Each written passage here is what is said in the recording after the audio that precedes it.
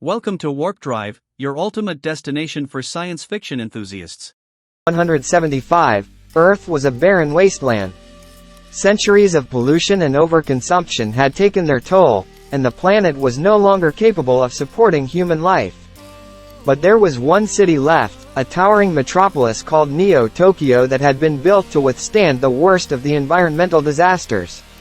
The people of Neo-Tokyo lived in a sealed dome, protected from the toxic air and scorching temperatures outside.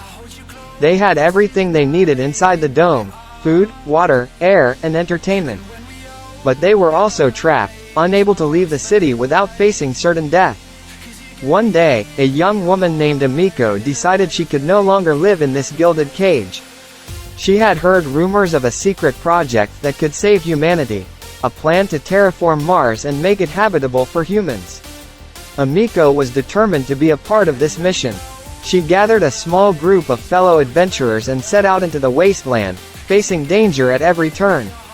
They encountered mutated creatures, treacherous terrain, and hostile nomads who would stop at nothing to protect their own resources.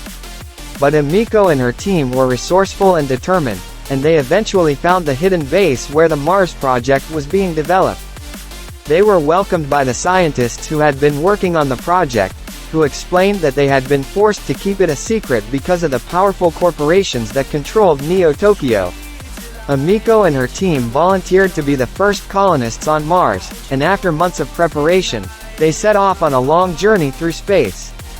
They arrived on the Red Planet and began the painstaking work of terraforming, using advanced technology to create an atmosphere and ecosystem that could sustain human life.